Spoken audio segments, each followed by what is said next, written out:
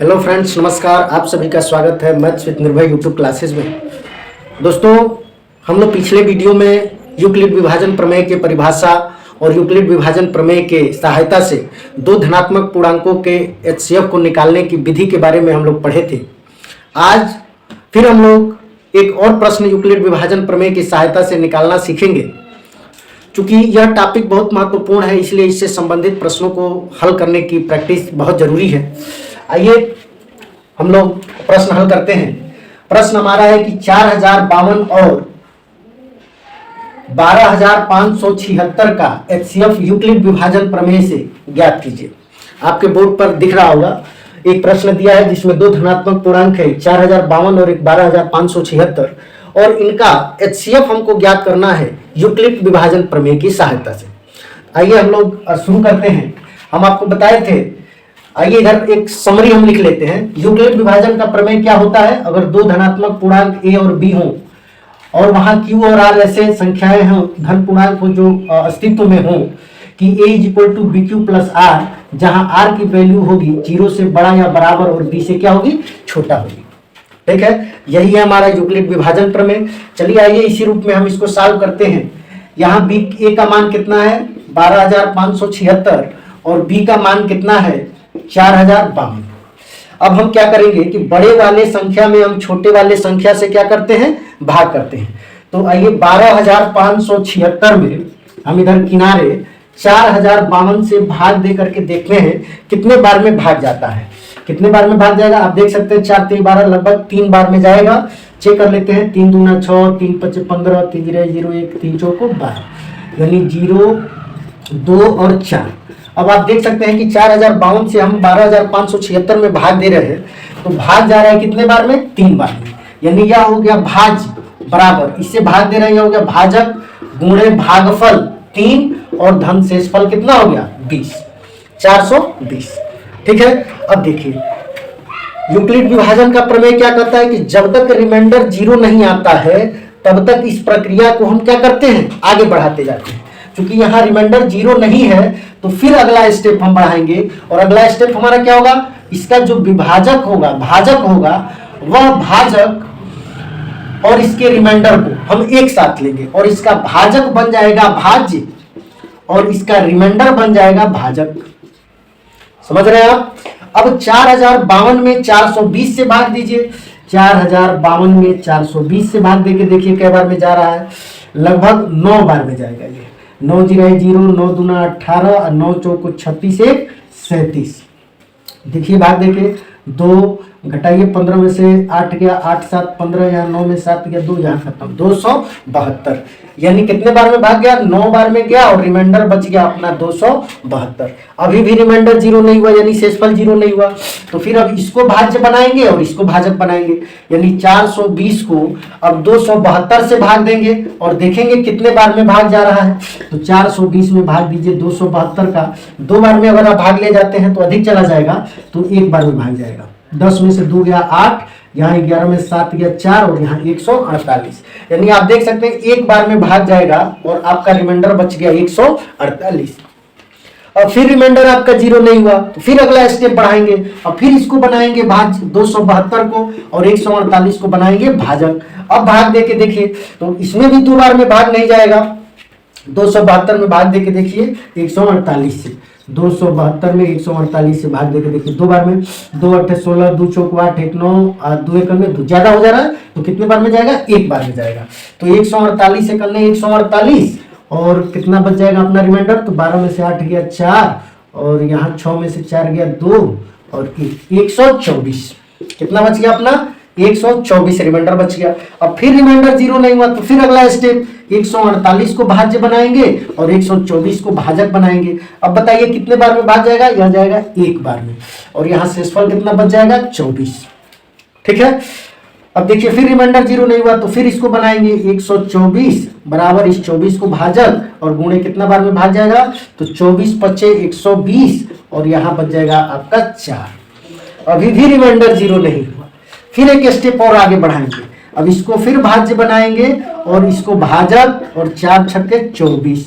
यानी अब देखिए यहाँ पे आपका जो शेषफल है वह क्या आ गया 0।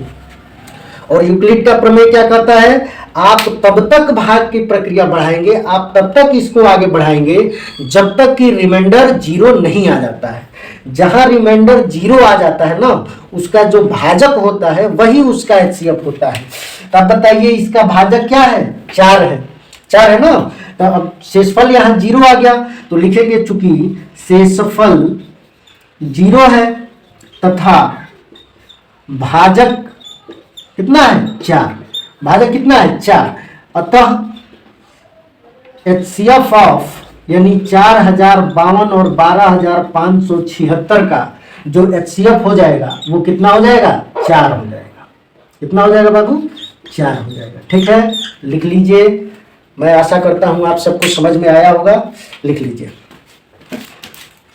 आइए यूक्लिड प्रमेय पर आधारित ही एक और प्रश्न हम लोग देखते हैं।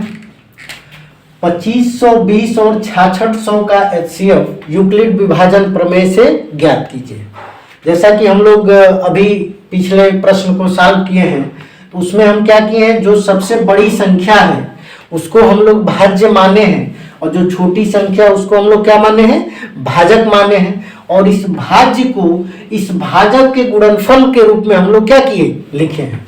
यानी 6600 को 6600 में हम 2520 से भाग देंगे। तो आप किनारे कहीं भाग दे लीजिए, 2520 से कितना बार में जाएगा, 2 बार में भाग जाएगा।